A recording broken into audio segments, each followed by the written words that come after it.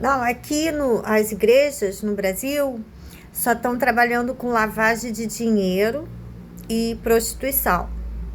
Então, é muito comum explorador sexual, prostitutas, darem testemunho de milagre de Deus, prosperidade, através de campanhas. É muito comum prostituta dar testemunho até na televisão. De que prosperou, venceu na vida, conseguiu, tinha um negócio pequeno e de repente aquele negócio prosperou, a gente não sabe como. Ela sai de um pequeno negócio e de repente uma cadeia de lojas, de salão de cabeleireiro, de tudo. Aí são esses testemunhos assim, e de viagens internacionais, carros de luxo, apartamentos, são esses os testemunhos. Eles ganham com a prostituição e agradecem a Deus. Eles ganham com lavagem de dinheiro, venda de droga. Se monta igreja para vender prostituta aqui em Niterói. Tem várias igrejas só para vender prostituta, tudo evangélica. Na igreja assim, e aí na igreja evangélica eles abrem para vender prostitutas. Inclusive elas se trajam e exportar elas também. Aí consolida a igreja como uma grande igreja, todo mundo contratado para frequentar a igreja, milagre contratado. Aí eles vão, a maioria. Aí eles vão, né, estabelece a igreja no Brasil e abre igrejas fora do Brasil. A intenção, como o rigor é muito grande, fiscal, nas nações do primeiro mundo, né? Então, a intenção mesmo é exportar a prostituta aqui do Brasil vestida de evangélica. É tiro e queda, porque o homem religioso vai conhecer uma prostituta de esquina aqui, como se fosse uma santinha, mas santinha mesmo, toda recatada e cantando louvor, e às vezes tem potencial vocal, muitas vezes as prostitutas têm potencial vocal, e atribui eu já vi um padre da igreja católica, chamou uma prostituta, porque ele conhece a minha fala, então ele chamou a prostituta para tentar me afrontar, né? E ela realmente tinha potencial vocal. Depois eu encontrei ela numa loja de link de prostituição do shopping. E aí ele atribui como ela tem um potencial vocal, como se ela fosse uma pessoa de Deus, uma pessoa santa, porque tem um talento vocal. Não importa a prostituição. Aqui todos eles. Os padres já vêm para cá já de famílias de cafetões e prostitutas. Aí a igreja começa a ter toda a estrutura dela montada com pessoas da prostituição e da cafetinagem. Todo mundo envolvido, ou se não for prostituta e cafetão de fato, são coniventes ou parentes deles, mas normalmente são.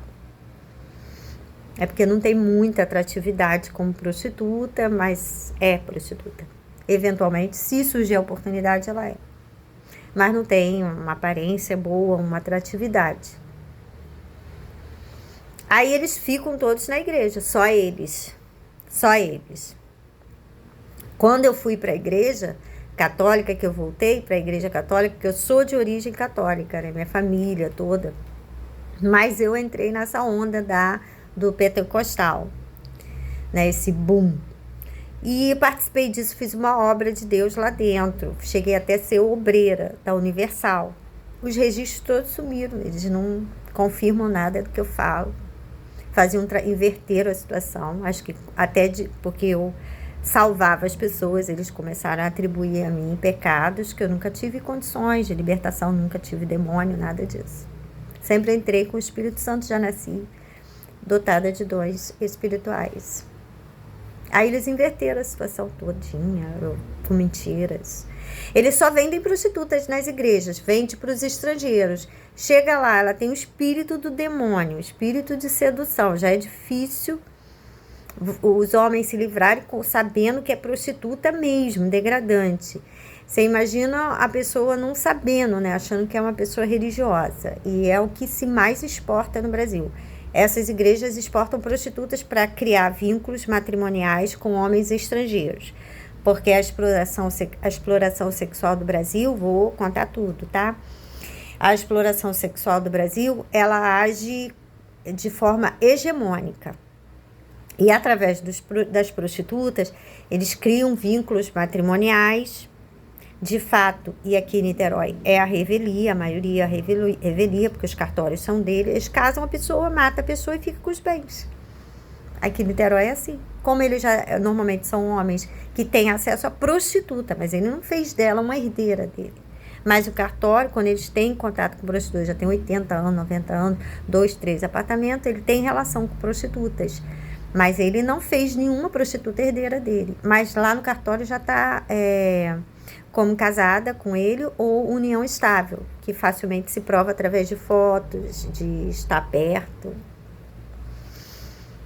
Aí no estrangeiro eles não podem fazer isso muito. Então o que eles fazem? Eles pegam uma prostituta que seduz homens mesmo com demônios.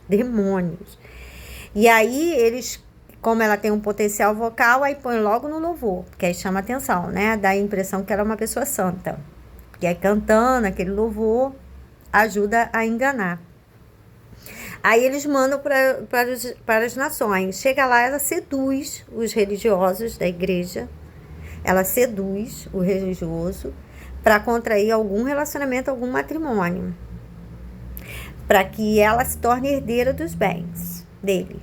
Aí elas matam esses homens. Tem várias químicas que simulam infarto fulminante. Se for um homem de 60 anos, 70 anos, infarto fulminante, né? Ela mesma serve uma água, alguma coisa, tem lá muita química para envenenamento. Eles aqui derrubaram o meu cabelo no shampoo.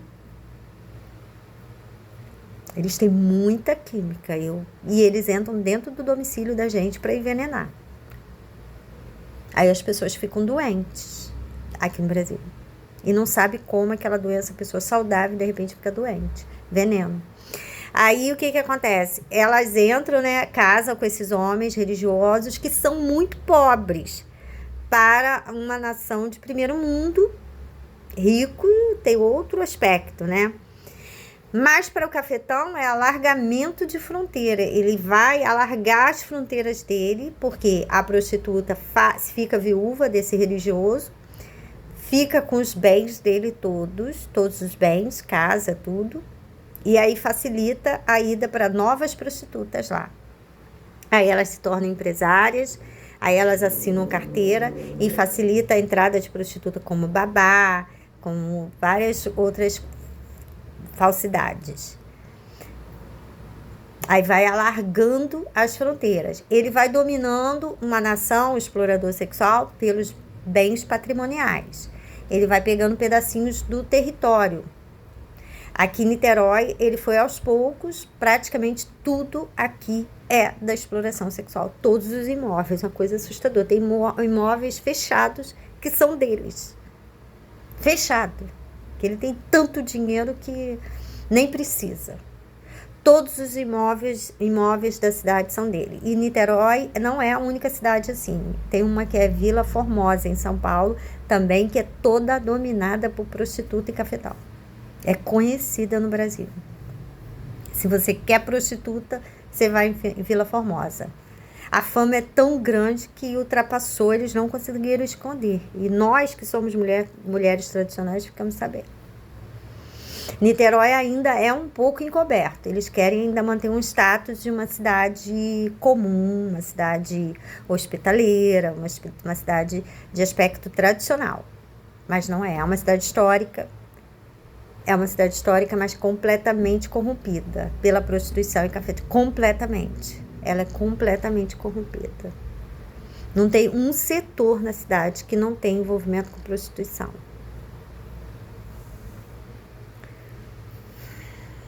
E eles têm facilidade para matar, para desaparecer com pessoas. Eles caluniam antes.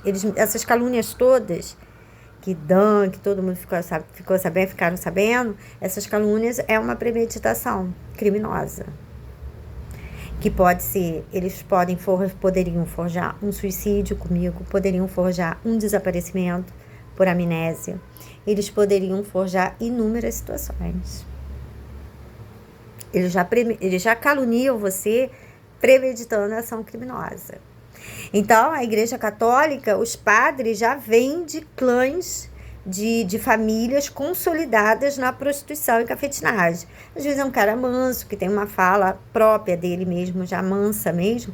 Então aí o explorador sexual, que normalmente é o líder da família, aí designa ele para ser padre.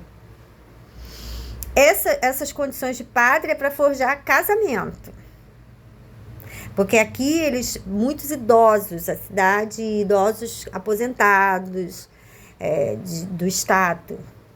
Então aí tem um salário aí de 10 mil dólares por mês, que dá uns 70 mil, 5 mil dólares, 2 mil dólares por mês. Isso aqui é um valor cobiçadíssimo aqui, né, para o padrão do Brasil.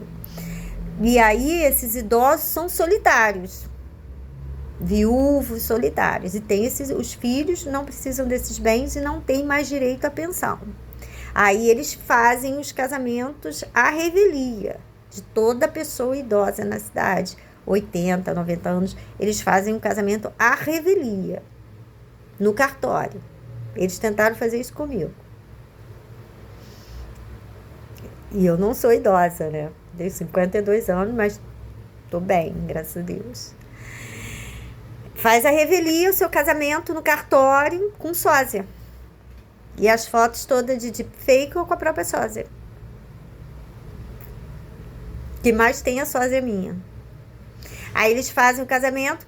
Se eu tivesse bens, muitos bens patrimoniais, dinheiro em conta, pensão de homem, assim, da marinha, do exército, tivesse casado com um homem assim, fosse pensionista, uma pensão aí de 20 mil, hoje eles teriam feito à revelia o meu casamento, teriam se casado, pega a tutela da pessoa, sem a pessoa ter problema psiquiátrico nenhum, e injeta remédio, e o cafetão domina os bens todinho como marido. E todos esses que caluniam, dizendo que tiveram coisa comigo, iriam fazer isso se eu tivesse algum bem patrimonial. Como eu não tenho,